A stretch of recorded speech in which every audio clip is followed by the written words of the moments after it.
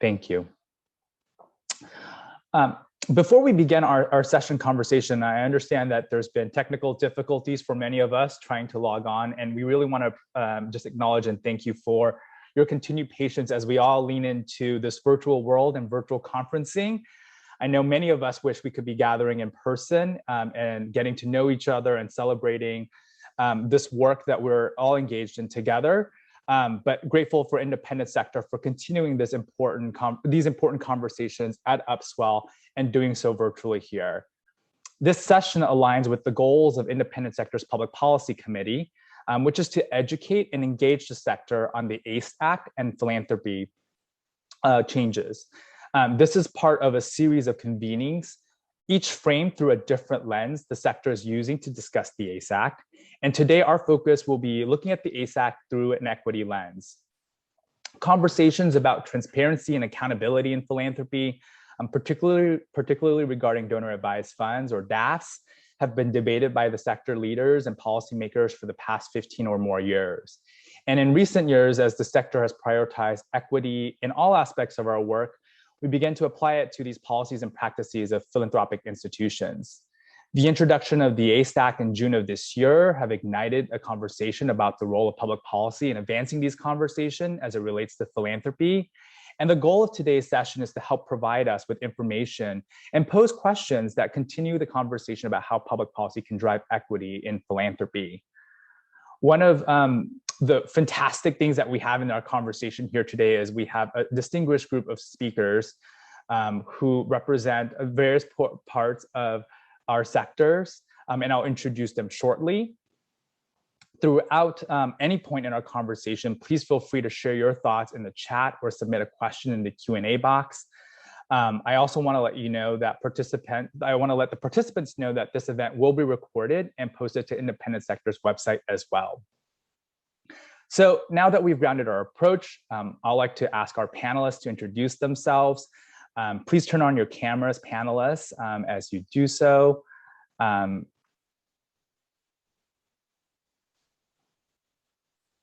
as our panelists come on board, our three distinguished speakers include Roger Colinvaux, Professor of Law at Columbus School of Law at the Catholic University of America, Laurie Paarlberg, Mott Chair of Community Relations at the Lilly School of Philanthropy and Indiana University, and Marlon Williams, Vice President of Collaboration and Policy, Philanthropy, New York. Marlon, I'm going to turn to you if you want to say a couple words with this introduction, and then we'll turn to Laurie and then Roger. Hello, everyone. It's a pleasure to be here today. Again, my name is Marlon Williams. I work with Philanthropy in New York as the Vice President of Public Policy and Collaboration.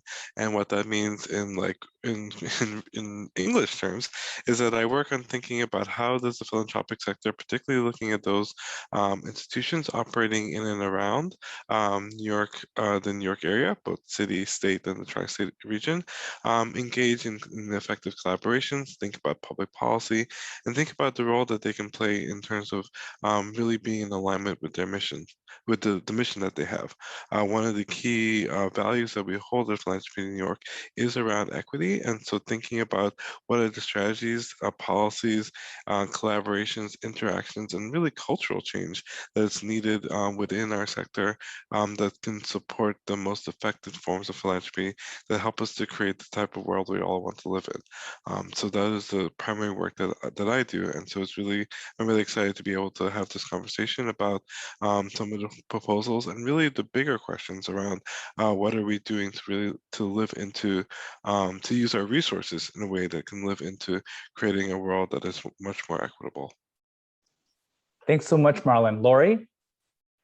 Good afternoon, everyone. Pleased to be here. My name is Laurie Paarlberg, and I have the pleasure of being a professor of philanthropic studies at the Lilly Family School of Philanthropy, Indiana University, Purdue University, Indianapolis. And I have the pleasure of serving as the Charles Stewart Mott Foundation Chair on Community Foundations. So put all those words together and try to introduce yourself. You should see my business card some days.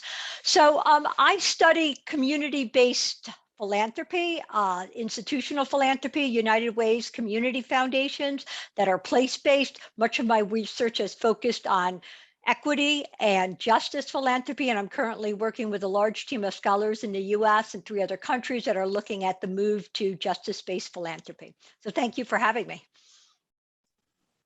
Thanks so much. And Roger, as you introduce yourself, we'll also ask you to introduce the ACE Act as one of the primary co-authors as well. So Roger, over to you. Well, thank you very much, Seyron, and thank you for inviting me. It's great to be here. So yes, I'm Roger Colinvaux. I'm a professor of law at the Catholic University here in Washington, D.C. at their law school. And for many years, I was also a counsel at the Joint Committee on Taxation at the U.S. Congress, a nonpartisan outfit, and I helped to draft the tax policy for nonprofit organizations. And Seyron, you're too generous saying I was a co-author of the act, but I certainly am a founding member of the initiative to accelerate charitable giving and have been involved in a lot of discussions about the ACE Act. So with that, I will again, thank you and start with my initial job here, which is to provide an introduction to some of the key proposals of the ACE Act. And I want to start just by setting the stage with a little bit of context. So the ACE Act is designed first and foremost to restore the charitable giving incentives so they better serve their intended purpose. And what I'd like you to think about is what the giving incentives are for fundamentally. And the federal government is providing significant tax benefits for 2 main purposes. And the first one is to encourage gifts by donors, right? We want donors to part with their resources.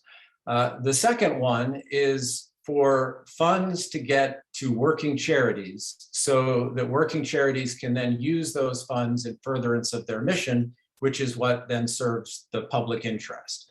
So these are what I think of as the twin purposes of the giving incentives.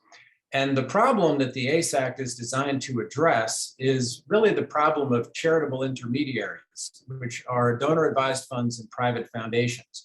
So when a donor makes a gift to an intermediary, the funds stay with the intermediary, and the charitable purposes can't be achieved until the funds leave the intermediary and get to a working charity where they can be put to charitable use.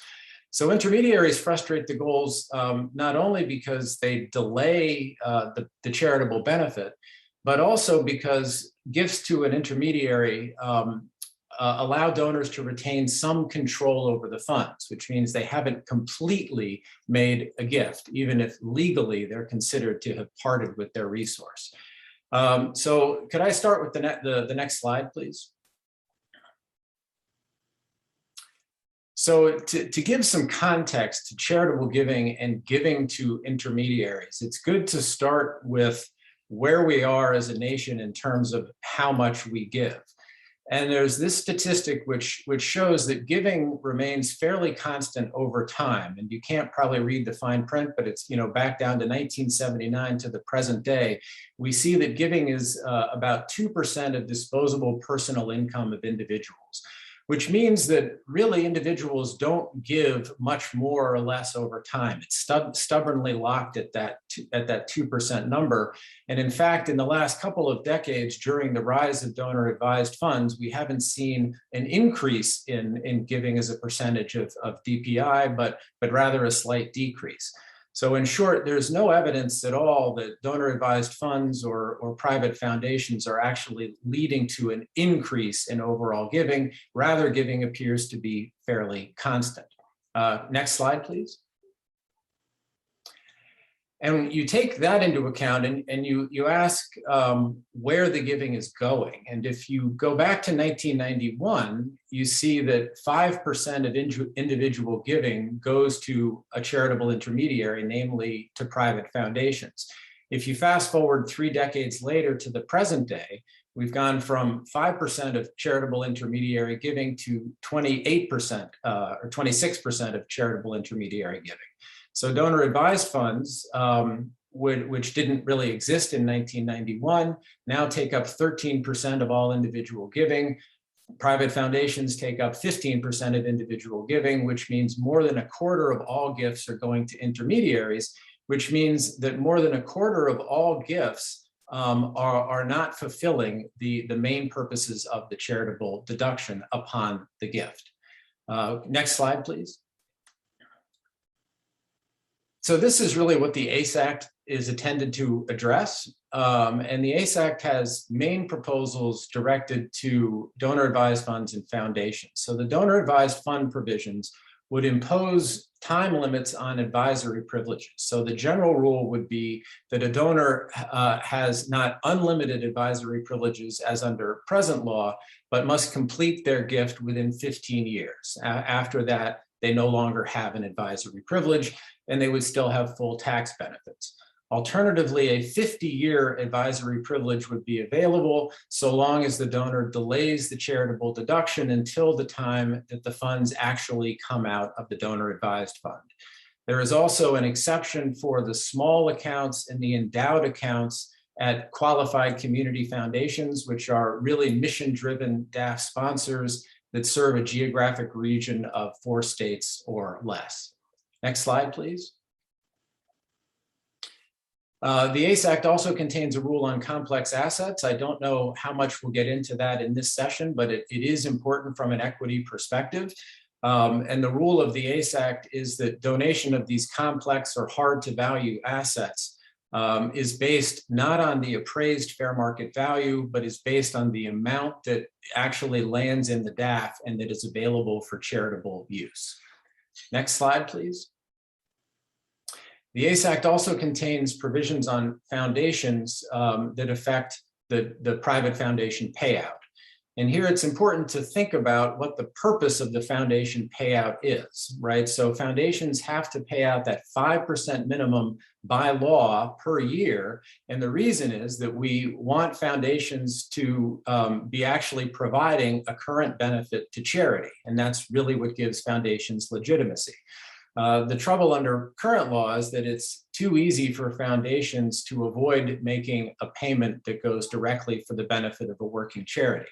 So the ACE Act would provide that transfers from a foundation to a donor advised fund don't count towards the charitable payout unless the money comes out of the DAF by the end of the year following the contribution year. And secondly, the ACE Act also has a proposal that says payments by the foundation for compensation or travel of foundation insiders, such as family members and relations of the donor, also do not count towards the charitable payout. Those payments are still allowed if they're reasonable, but they don't count towards the payout. Next slide, please. And then finally, on the foundation provisions, the ACE Act contains incentives for foundations to pay out more than the 5% minimum. So one incentive is that if in a given year a foundation pays out 7%, then the foundation would owe a 0% excise tax on its investment income for that year. And there's another incentive for foundations that are set up with a limited life of only 25 years. They would have a 0% excise tax, which would be permanent. So they would never have to pay that tax. So these are both incentive provisions that are intended to encourage foundations to pay out more. So there's plenty more in the ACE Act, but I just wanted to give you that thumbnail sort of skeleton before we now turn back to Seyron and open it up for more discussion. Thanks, Roger. I feel like I just got a great primer. And so that was really helpful for all of us as we enter this conversation and invite our speakers to turn on their cameras and join us here on this front. You touched on this, Roger, in your presentation about where you saw some of the equity elements of the ACE Act. And so I'm curious to hear from our panelists overall. First of all, how are you defining equity? Because I think sometimes we may be working with different definitions. And secondly, where do you see that definition of equity intersecting with the ACE Act itself? And I should be upfront that, from at least my training and development, like for me, equity has been about shifting power and resources. And so I'm curious to hear from you, Laurie, what's the definition of equity that you're working under, and how does that intersect with the ACE Act? Yeah, so I think one of the biggest challenges that we have right now in the field is that the field is prioritizing equity and justice. But as you alluded to, Seyron, we don't have a clear definition. Sometimes we have competing definitions, overlapping definitions. So my definition of equity comes from this other academic hat that I have, and that's as a public affairs scholar.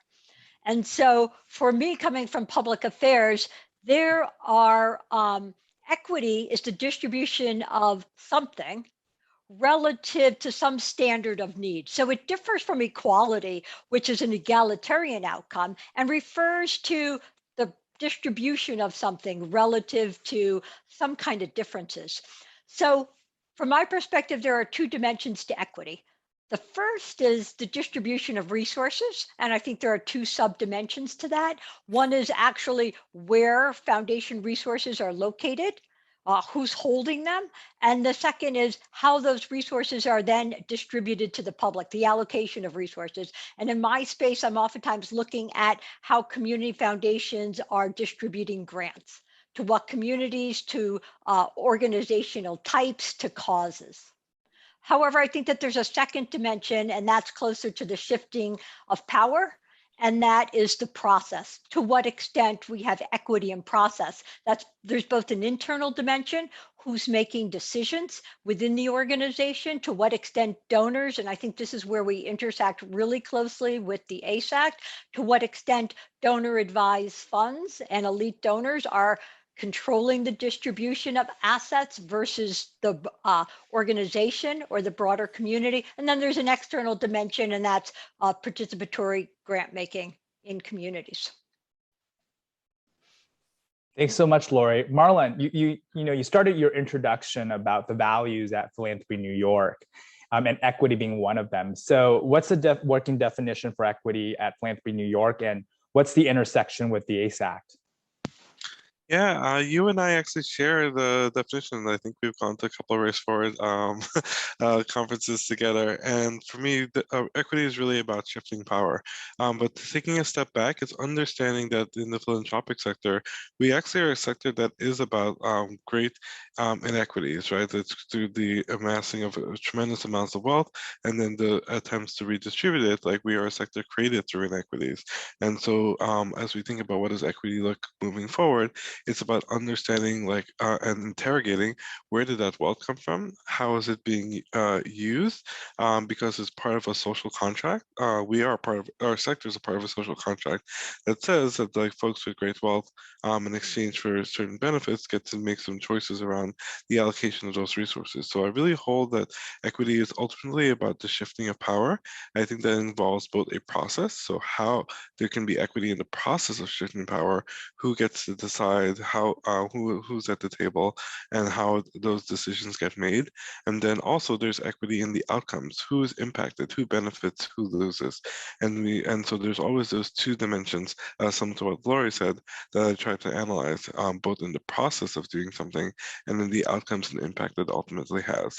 I think for the ACE legislation as proposed, it's actually, for me, combines a number of different conversations and questions, and in some ways it differs a little bit on that question of the process pieces, because it looks at some systemic elements, but it really goes deeper down to the individual decision making.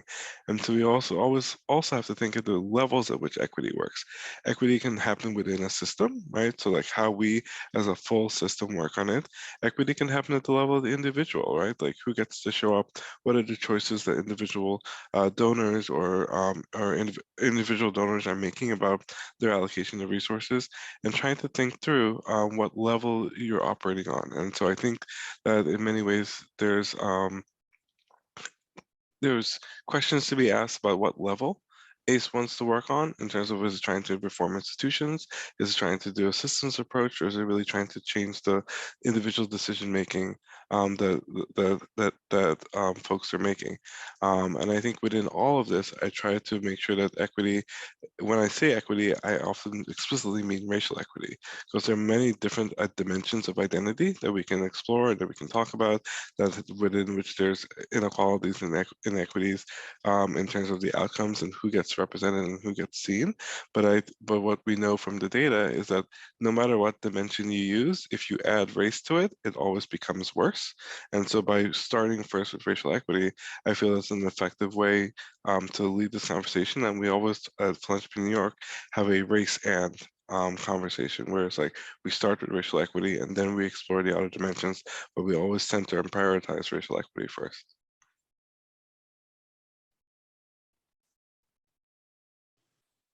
That's really helpful, Marlon. And Roger, you previewed this in your presentation about the intersections with equity, and would love to get a further dive into that preview that you prepared us for.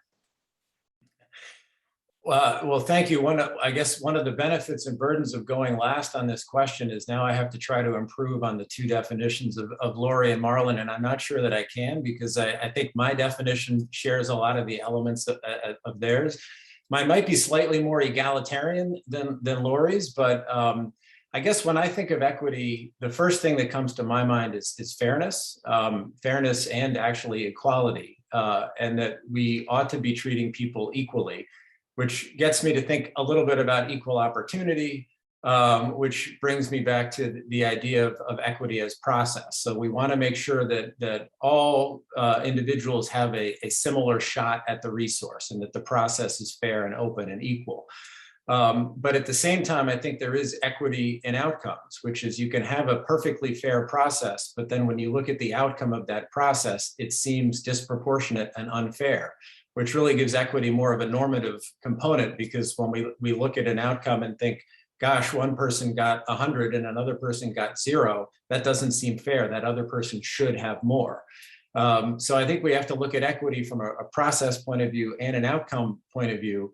And that really fits into the charitable giving incentives, because I think when I think about equity, I think about donors. So are we treating all donors the same? Do all donors have similar access to the tax benefits? Do all donors get similar benefits when they do take a charitable deduction?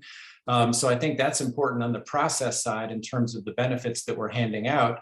And I think also on the outcome side, we have to think about equity from a sector standpoint, which is, are all the charities and the charitable organizations getting essentially equal access to donor dollars? And are they really being well represented in the charitable sphere? And are we getting the sort of pluralism that we want out of the charitable tax benefits? So I think we have to look at it both from the donor side and the charitable organization side to see if these are equitable outcomes. I would love to just dive into the outcome side of that question, right? Because part of the bill is designed to accelerate the distribution of grant making, essentially, from donor advised funds and private foundations through the various incentives you described. And so I'm really curious, Laurie, if we put in more money into the system, right? What might we look like? What might the outcomes look like in terms of where that money may go? Do we know if the equal opportunity argument, right, is going to be there? Do we know that who's going to be in receipt of those dollars, generally speaking, from the trends we have? Would love to hear more on what happens if we put more money into this system and who's going to get that money. Yeah, so, I've been billed as the person who has the data, but actually, really, I'm the person who is just going to say what data we don't have. So I think one of the things is there have been some estimates to try to figure out who are DAF holders, because I think this goes back to one of the points that Roger made about equity and who holds DAF. So there was a study about 5 years ago that looked at the average contribution to a DAF to try to estimate the income level of DAF holders. And so the estimate was that the average DAF holder has an income of somewhere between $1.3 and $2.1 million. And obviously, this is based on a lot of assumptions. But if we were to take that, then we're going to agree that most DAF holders are high net worth, very affluent donors. And so I think to best understand how accelerating their funding would have an impact, what impact that would have, we need to go back and look at past behavior. And if we look at studies of high net worth donors and where they make contributions, although this is going to speed up intergenerational equity, to the current generation, I don't think that we have any indication that it's going to accelerate giving to marginalized communities. Most donors, including high net worth donors, give to those organizations and causes that they're already familiar with. However, being an optimist, I think that we do have some indication that maybe this is shifting slightly. So there was our 2021 study that just came out at the Lilly Family School of Philanthropy looking at high net worth donors suggests that 11% of affluent households reported making a donation to a Black African-American cause, and that was up from 6% in 2017, but certainly not startling, not leading to a groundswell. And about 1/5 of affluent respondents reported giving to racial or justice issues. So basically, I'm not optimistic that we're going to see a huge shift in the patterns of giving that are coming out of DAFs unless we somehow restructure who gets to hold a DAF. That's really fascinating. And that recalls actually a report that I saw from Dr. Cheryl Dorsey at Echoing Green last year, looking at the trends and patterns. And so, Roger, would just love your thoughts. And you've written a lot about these subjects, and you prefaced your comments earlier on the different levels of outcomes. Where do you have some insights in terms of what this might look like in terms of the actual grant making and how it speaks to the equity and distribution and opportunity, perhaps? So I find this one hard to answer, I think, because for the reasons Laurie suggested, is I don't know that we know that if we accelerate distributions out of intermediaries, where that money is going to go, or if it's going to be any different from the normal pattern of donations. So I think it's hard to predict. But what I would say is that if we're accelerating donations out of intermediaries, that promotes access to dollars. It means that there is more money coming out. So there is more opportunity to get money. And there's reason to believe that charities that need it will receive it. But I think it's hard to say what the data shows on that. But what I think is really important to focus on is not so much the acceleration or the money coming out, but it's rather to focus on what is happening inside the DAF from an equity perspective, because that's where I think where it really matters. And so just give me a second here, because when you think about DAF giving, 1 out of every $8 is going into a donor advised fund. So that's a very significant percentage. And once that money is in a DAF, it can remain there indefinitely. There is no requirement that it come out. And once it's in the DAF, it remains subject to the effective control of the donor. So what we're saying is that money in DAFs and foundations, for that matter, are accumulated assets that remain under effective donor control. And when you talk about the significant buildup or accumulations of wealth in these intermediaries, what you're really talking about is a massive power shift. And we see that there's a power shift away from working charities and towards donors, because this 25% of giving to charitable intermediaries is an accumulation of charitable wealth that remains under the thumb of the donors and outside of the use of working charities. So that is a power imbalance with respect to charitable dollars that I think is extremely important. And when you layer on top of that, the consideration that Laurie just gave us, which is to try to identify the character of a DAF donor, or for that matter, any itemized donor. And what we know is that donors who itemize tend to be the wealthiest, right? They're at the top of the income spectrum. Laurie just said that most DAF donors probably have incomes of above $1 million. And yes, I think we can presume that most of those donors are predominantly white. And so what we're talking about essentially are giving unlimited privileges to wealthy white donors in DAFs who retain control over massive accumulated sums. And I think it's very important to see what could be going on here in the aggregate, which is when we talk about a wealth gap in this country, which we often do, we talk about a racial wealth gap. I think within charities, we could be seeing a new charitable racial wealth gap, because the assets that have accumulated in these vehicles are a form of wealth. right? And so when you think about Bill Gates, for example, often a good example to use, a very wealthy man, think about the Gates Foundation. Well, it's true, he doesn't own the funds in the Gates Foundation, but I think we'd all agree that being able to control the distribution of those resources is an important part of wealth and power. And so when we see donor advised funds and foundations now controlling $1.2 trillion worth of money, this is effectively money that is very powerful, a very useful resource, and is under the control of donors effectively. And one final point before I stop here, I think going to equity as well, which makes this situation worse, is that DAFs are fundamentally not transparent vehicles, right? As soon as the money goes into a DAF, it is shielded from view by the DAF sponsor. There is no reporting at the account level. We don't know what is going on or who is benefiting from any individual DAF.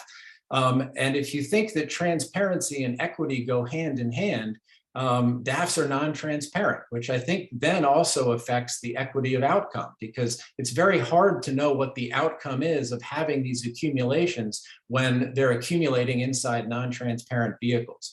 So I think it's important to focus not just on accelerating money out of these vehicles, which serves one of the fundamental goals of the giving incentives, but also focus on what's happening by allowing these accumulations to go on and who is advantaged by that and how it affects power dynamics. Thanks so much, Roger. And Marlon, you represent an organization that has one of the oldest community foundations in the country, the New York Philanthropic Trust, and so the Community Trust, excuse me, among others. And we'd love your thoughts and reflections on this conversation that you've heard from Laurie and Roger in terms of equity and its connections here. And you had mentioned when you were describing your definition of equity, is like, what are we talking about in terms of what level of systems and where we're engaged in? And I think we've heard several levels thus far. And so would love your thoughts on this piece here around all the aspects of equity, transparency, and donors, and who's giving. Yeah, thank you so much for that invitation. First, I'd like to start out by recognizing that in this conversation, we're primarily talking about institutional philanthropy, which is kind of philanthropy that's been authorized under the tax code and like has all these frills around it. And in many ways, we are ignoring the philanthropy that happens between individuals and that happens primarily in communities of color. That is between individuals. It is the time, it is the resources, it's the care that happens in community. And I know, and I feel that many times those efforts go unseen because our system doesn't see that work. And so I just want to make sure we take a moment to recognize that philanthropy is not just about institutional philanthropy, but it's something that exists in all in all cultures and has existed over time. And want to recognize, particularly in communities of color, it's been a long-standing practice, even without the kind of like formal structures and the tax benefits, frankly, that go with it. Another point I think is important to identify around this question of accelerating giving and whether that's connected to charity, connected to equity, is that I firmly believe that equity and fairness are actually not connected ideas. Sometimes in order to achieve equity, you have to do things that may feel unfair because it's particularly those who have had power and privilege in the past. The seeding of that can feel unfair, but it's actually in the effort to shift power within the process and to shift power within the outcome. So I very much hold that equity does not always feel fair, and we can work with those feels, but it needs to be really grounded in the history of how we got to the moment. I think when we talk about equality, you can kind of speak about equality as a point in time, but equity really has to have an acknowledgement of where resources came from, what has happened, and how we got to this moment in order to figure out what is an equitable solution going forward. And sometimes the things that you do to be fair can really serve as impediments to equity. And I invite folks to really have questions about where did the wealth come from? What are the agreements that were made? And how do you move forward in a way that actually shifts power? And if you're doing a thing that doesn't shift power, then you aren't doing equity. It's always my rule of thumb. It's like, is there a shift in power that has happened? And power being the ability to like shape reality. Do people who are living in communities, do they feel a change? And if there hasn't been a change felt, then equity really hasn't happened. And I'd also want to try to distinguish the idea of opportunity and equity. What we want to make sure that happens in this space is that we are really about shifting power and shifting processes, and creating more opportunity is necessary but also insufficient for creating more equity. You need to make sure that have the questions about to whom these resources are going. And I think Laurie's data really points out for us that money in many ways flows like water, right? It goes towards the point of least resistance, and there are already established ways in which financial flows have gone traditionally, and turning on the pipe more does not necessarily mean it's going to go to those BIPOC community centered foundations or go to different places. It might just mean more money going to the same places that have created some of the inequitable situations we have now. So I think it's really incumbent on efforts or legislation that's trying to make a shift that's shift for equity, that we ask the question, who benefits, who wins, who loses, and who wins and loses, accepting that when you have a shift of equity, there's going to be some winners and losers, though collectively we actually all win, because inequity keeps us from being the best of our whole self, though within that I recognize there's going to be individuals' senses of gain or benefit. And so I think these are some really critical questions to think about in this legislation or anything that comes out. Who is going to benefit? Are we doing opportunity, or are we actually doing the fine-tuning work of figuring out, like, how do we get it to the places that it has not gone before? It is a marked difference to have more of a thing than to have more of a thing that goes to places that have been under-resourced. It is a difference to have more decision-making ability, because what we do in philanthropy is we essentially say we're making it a social contract, where those who've been able to gain great wealth within our system get to make independent decisions about how those resources are allocated. And because we believe that sometimes that means that those at a local level or individual level can see what's happening on the ground and really plug into those places where there may be gaps in the ability of government to step in, or ways in which the market might not actually be functioning effectively. But within that, we have to make sure that, like, we're not just doing the things that have are most easeful to do, but we actually have fundamental shifts in both the incentives and the direction and the flow of those resources. So these are questions I really want everyone who's kind of analyzing the legislation and analyzing ways forward to think about what is equity actually, who benefits, how is it going to flow, and how do we actually take into account the history of what has happened before in terms of figuring out what we can do going forward. Thanks. Go ahead, Roger, please. Yes, please. I think what Marlon has just said is really important and really insightful, and it's hard to see it, I guess, within the context of the charitable giving incentive. So he's presenting a very, very big picture problem about where does the money go, and I think in terms of trying to frame this conversation around the ACE Act. Typically and historically, the charitable deduction has been cause neutral, which is to say just about any sort of organization can form under 501c3, and we don't really pick winners and losers based on what the cause of the entity is. So if we started to have giving incentives that favored particular causes based on a conception of equity, that would be a very, very dramatic departure from the way we approach giving incentives, which isn't to say we shouldn't do it or shouldn't think about it. But I think it is to say that the ACE Act isn't addressing that sort of a disparity, and it's not pretending to, right? I think what the ACE Act is doing is really focusing more on a problem that if we assume that we have a cause neutral giving incentive, the problem with the current neutrality is that it's actually tilted in favor of donor and donor privileges and against working charities, right? So if, at least at the outset, we can agree that the point of the giving incentives is to get money to charities that do the work, which would be a lot of money, charities that serve equitable causes.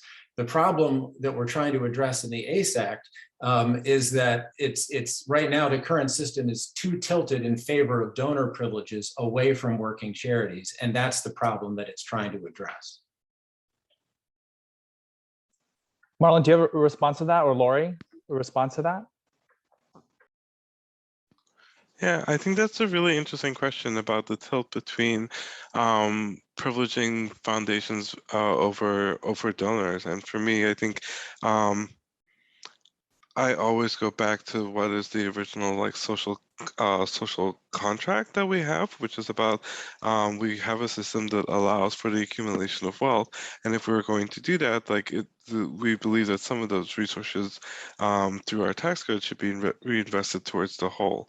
And so I think having a choice between the foundation piece or the individual donor piece feels like a little bit of like a false disparity, because it's overall about like what is the impact that this is going to have. There are different vehicles, and I think that there's very legitimate reasons to go through the foundation route or go through a DAF route, because they provide, there are different technical machine mechanisms for like moving things forward. And so it's not about exactly the machinery of how, but for me it's like, what is the impact, and who has and is there going to be shifts in say in the process between as it relates to the public and the public good.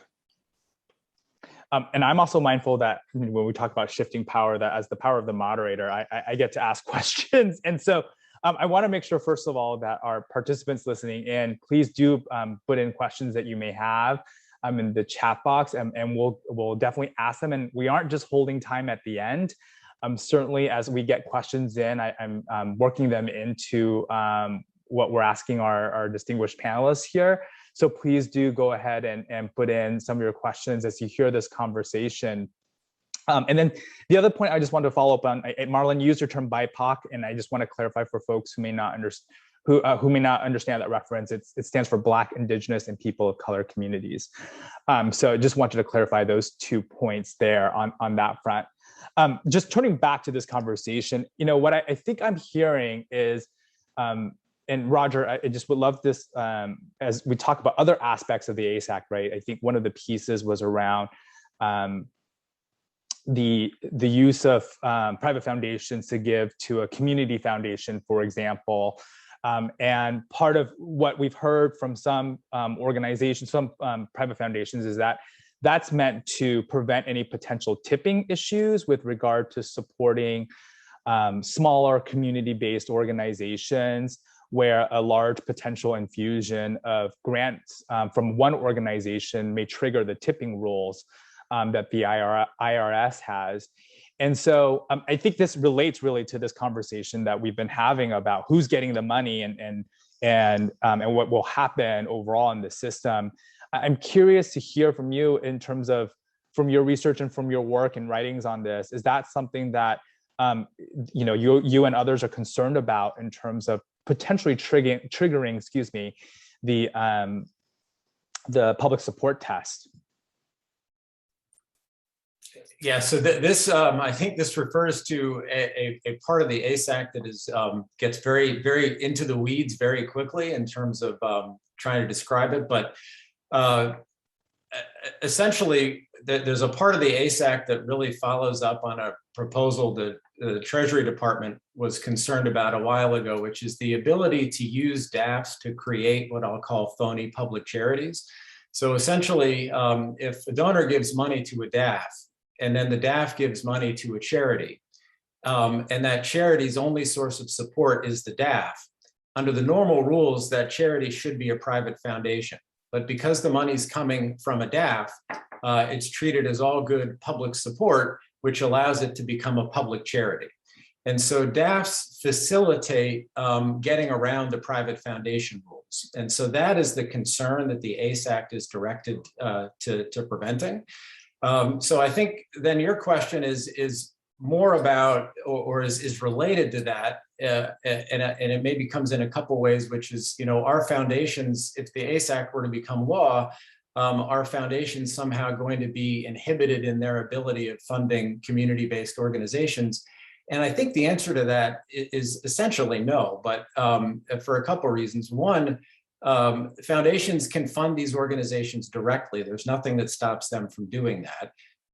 Two, under the public support rules as they exist, it could well be that these foundation grants are unusual grants, which means they don't count for purposes of the public support test, so it shouldn't actually affect their underlying status. Three, I think if it did turn out that this small community-based group is actually only getting funding from the foundation, then it ought to be a private foundation. And then in fact, these rules are being used to get around the private foundation rules. And in fact, foundations could even be using DAFs to avoid expenditure responsibility. So I think that's something else. And then finally, there's a concern, which I just want to address, is that private foundations do use community foundations, and there's nothing in the ACE Act that would prevent that. So what the ACE Act says is that a foundation to DAF transfer does not count for purposes of payout if the money doesn't come out of the DAF by the end of the year following the contribution year, which means that if a foundation transfers to the DAF and then the money comes out of the DAF, if it's a DAF at a community foundation, and then it immediately goes, essentially within a year or more, to this local group, the foundation can do it and count it for purposes of the payout. And foundations also have the option of just making an outright grant to the community foundation. So I think there are all kinds of ways that this funding could survive kind of this anti-abuse rule.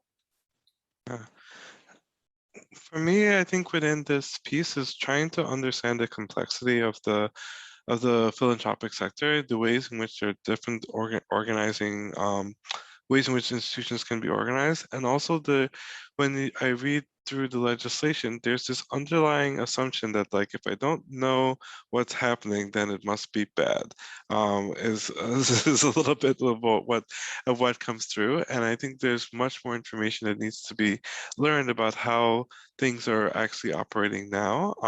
And because folks can do a thing doesn't mean that they are necessarily doing that thing. And trying to understand, are we addressing issues as they exist right now, or are we actually trying to address issues as we could imagine them? And there's one level of effort in trying to address the things that could be imagined, and there's not a level of effort in trying to address the things that we are actually experiencing right now. And I think there's a lot of data and knowledge to be gained from the practitioners in the field, both at the foundation level and how individual donors are doing their work, to really understand, like, what parts of the possibility are real things that we need to be working towards correcting and addressing, and also recognize the ways in which I think we are in unprecedented times.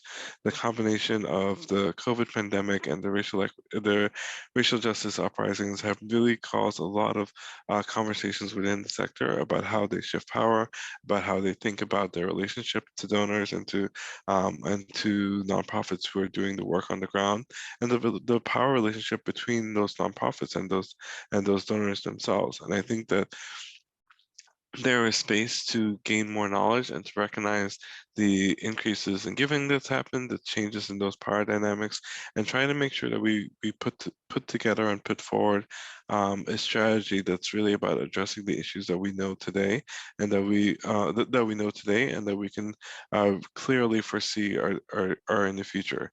I come from a government background, and I know that it's incredibly hard to create a new thing, and it's actually 3 times as hard to try to correct the thing after you put it in place. So I want to make sure that we're answering and addressing the right questions and addressing real questions. And that, for me, doesn't always feel clear within the legislation as it's put together now. And so I think there's lots of really great input to be had, and I'm really excited about the way in which the field has been energized and is responding to the question of equity, not necessarily of the ACE legislation, but the question of what does equity mean? What does it mean to have outsized power that gives you a tremendous amount of privilege, and how do you actually use that in a way that is in alignment with a social contract that says that we are about trying to make a better collective society, and understanding that that effort has not resulted in fair outcomes for all, and has not resulted in full inclusion in that process. What's changes that we could do that shift that flow of money and shift the flow of resources? And what do we need to know? What questions do we need to answer? And what data do we need to make sure that we're answering the real challenges that exist within the sphere today? Laurie, I feel like the question is just begging, it's being turned to you. I mean, you started the conversation by saying, we actually don't have a lot of information about this. So, I'm curious, like, what do we need to know? Like, what would be ideal for us to collect information on, so that we can have a conversation that is rich with data points? And as a related question to that is that, there's this mystique of this absence of data overall. And so would just love your thoughts on that piece there. I think Marlon set you up for that quite nicely on the what do we need to know piece. Yeah, thank you, Marlon. So, I've got an academic hat on, so I'll tell you what I would love to know as an academic as I enter into this conversation. First, at the most basic level, how are leaders in the field defining equity and justice, right? So I'm just going to lay that as a flat definitional piece. But if we get into hard data, one of the things that's really important for me, I think, and how I view equity is the distribution of grants and allocations, who's receiving them, where are they located, who's leading those organizations, what activities and missions are they addressing. I also really think it's important to get inside the black box of the organization. How are decisions made? How are they made internally? Who holds power? Not just compositional who, but what does the process look like? How inclusive it is? How are communities engaged? So I think that there is both what we would call hard quantitative data that we need to know about resources or resource distributions, but so much more that we need to know about the process. And Marlon alluded to this, we don't really know how decisions are made in organizations. And I think that putting the two pieces together would really help the community foundation field to better tell their story of what do community foundations do? How do they do it? Why are they important? And what are DAFs? How do they work? And what role can they play? So ultimately, not only am I in favor of getting more data, but also being able to help build the field and move the field forward. It's going to be a really hard process of field change. And I think we need more information about how that happens. So, and that's going to take a lot of trusted relationships. That's really helpful, Laurie, and that I think contextualizes some of your comments earlier too. Before we just ask another question and we take a step back and just look at the field overall, we did get a question in terms of an update on where ACE is presently. So Roger, I think that you're perfectly set up for that question, which is the question we received from the audience is, where does the ACE Act stand now, and could you provide an update on its progress? And before answering that, Roger, I think this is one indication that we did adhere to our promise to answer questions from the chat box, and I encourage you to continue putting questions into the chat box so we can ask our panelists. Roger, over to you. Well, I don't want to pretend to be the lobbying expert on this. So I think I know there's interest on the House side in the ACE Act, and I think that's the next step would be to get a bill introduced on the House side. Obviously, there's interest on the Senate side. It's a bipartisan bill, and I think the goal would be to get bipartisan support on the House side as well. And frankly, I think even if you look at the short-term prospects, it's always hard to use a crystal ball on Capitol Hill. But I think fundamentally these issues are not going away. They just aren't. So if the bill doesn't pass in a month or 2 months, I think it's extremely important that we talk about these issues, and they're not going to suddenly disappear. So I think the prognosis longer term is good.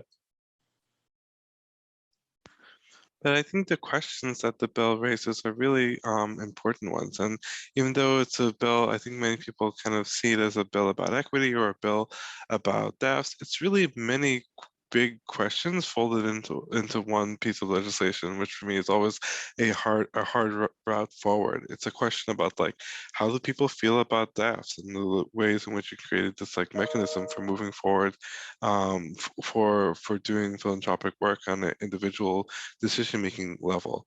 It's a question about how do we feel about payout rates? What's the speed of payout rates that feels appropriate to the current crises that we face in the country with climate change and racial justice and all the different like issues to which we can be directing resources. Like it's a question about how do people feel about the rate at which those are going out and the way have gone out in the past, and the rate at which different charities have responded in these moments of crisis. It's really also a question about who gets to decide, who gets to make these decisions. Are we making, and what incentives are we putting in place? Because the incentives we put in place, both to make things easier or to make things harder, are really about directing decisions. But it's also connected to who gets to make those decisions and who gets to benefit from the impact of how these resources will be put together. And then ultimately, it's a question about how we feel about rich people, which I think is a question we're still grappling with. And like, and how do we put that in a social context of economic system that allows for the building of extreme wealth, and like what does it mean to try to make sure that some of that benefit, like the infrastructure for creating extreme wealth, is created by all of us. And so what portion of that is reinvested in the collective? What's the vehicle for doing that, and to whom does that reallocation of resources go to? There are some really big questions that the field is grappling with and actively engaged with. I think it's a conversation with the public that is to be engaged. And I think for those who have not taken a side for or against the legislation, it's for me less about the legislation, which tries to answer all these things together, but really trying to have a measured conversation about how do we take on each of these big questions and what's the right path forward to doing that. This is one opportunity, but is it the right opportunity that actually solves the right problems as we define it? And for me, that's the bigger piece to be done for those trying to make a decision about how to move forward. What are the problems you're trying to solve? Is this the right vehicle?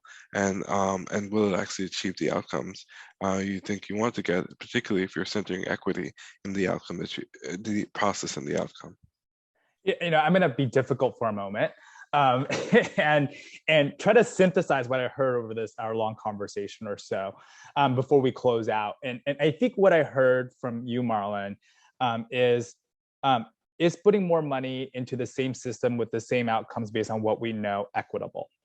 And I think what I heard from you, Roger, is perpetuating a system that privileges certain types of donors over others equitable. And I think what I heard from you, Laurie, is we need more information to even make a call on what is equitable, because we have all these varying definitions. So one, is that a fair summation and synthesis of the hour-long conversation? And if it's not, what are the additions and corrections you would make to that? I'm going to start with you, Laurie, first. Well, as an academic, I'm always going to tell you we need to know more. So I think you're spot on. Marlon? I think my modification would be to what's the problem we're trying to solve, and are we using the right tool? And to get clearer understanding and more information from Laurie's perspective about the problem that needs to be solved before we even ask the question of, is this the right tool for getting there? And I think there's lots of valid questions about, is this the correct tool? I see some of the problems that it tries to ask. I'm not clear that all of those are real versus imagined. So we do need more information. But I think for individual organizations to really ask the question of like, what is the problem we as institutions, we as a field, we as a sector, and we as a collective are trying to solve in terms of the allocation of resources that we have, and what level do we need to work at to be most effective with that? And is this legislation currently as is, which tries to package together a lot of different things, really the best vehicle for doing that? Marlon, I feel like that was your demand for me to be more nuanced. Roger. Yeah, so I think it's partly I'm going to respond to Marlon a little bit because I think a lot of what Marlon has been saying is very I'm trying to find the right adjective because it's very compelling and very important. But I also think it's not really about the ACE Act, which is, I think, many of the very profound questions that Marlon is asking are very large, big picture questions that we need to ask as a society about big philanthropy and where the money is going and who controls the resources. And those are all important, interesting, vital discussions that we should be having and the policymakers should be having. But I don't think that that's fundamentally what the ACE Act set out to do. So I think it's important not to judge the ACE Act based on the criteria that Marlon has laid out. I think more important is to think about the problem the ACE Act is trying to solve, which is much smaller in scale, but still vital to the health of the charitable giving incentives. And really here, I'm a systems person, which is, maybe I could take my let's make everything work better hat off and get a more revolutionary hat on and say, let's just change the whole system. But I think given the system that we have, it's important to think about what are we trying to achieve within this given system. And the system was never set up so that individuals could give money, retain control over their assets, and working charities would not have access to those funds. That was not the intent of the giving incentives. It never has been. Private foundations were a compromise, and the way Congress decided to regulate them was to allow perpetual funds so long as they paid out a minimum amount for the benefit of working charities each year. Congress has never addressed this problem in donor-advised funds. They have grown up under an antiquated system of laws and essentially represent a loophole for donors to get around the completed gift rule, retain unlimited advisory privileges, and the funds are sitting there unavailable to any working charity. They can't be used on the balance sheet, they can't be borrowed against, they can't go into an endowment. They are just waiting for the donor to take action. And I think that's an irrational system. Now, we might want a completely different system, but I don't think that's the conversation of the ACE Act. I think the conversation of the ACE Act is to work within the existing system and make it work better. Thanks so much, Roger. Laurie, I'm going to give you the last word on this as we close out this discussion today. You've heard a lot of conversation. You've brought up the issue of data and the need for it and some of the current trends. What's your great hope for where the ACE Act goes in terms of sparking that conversation, especially with that public affairs scholarly hat you referenced frequently? Sure. Well, I don't know that I can do justice to us, but I do think that we are at a tipping point moment. We have a really great opportunity to move the field forward. I agree with Roger that the ACE Act isn't a end-all be-all. It's a first step in trying to regulate DAFs and trying to get the money out the door. But I also agree with Marlon that we have huge issues about the role of philanthropy in our society and how to make structural changes perhaps within the philanthropic field. So I'm right there in the middle. Thank you so much, Laurie, Marlon, and Roger, for the conversation and for your time and expertise today. I just want to thank all of our participants for bearing with us as we got through the technical difficulties. And also to please use these last few minutes to fill out the post-event survey that is being shared with you in the chat. Your reactions and insights are critical as we move forward with this work. So thank you all for your time and expertise, and I wish you all a wonderful evening.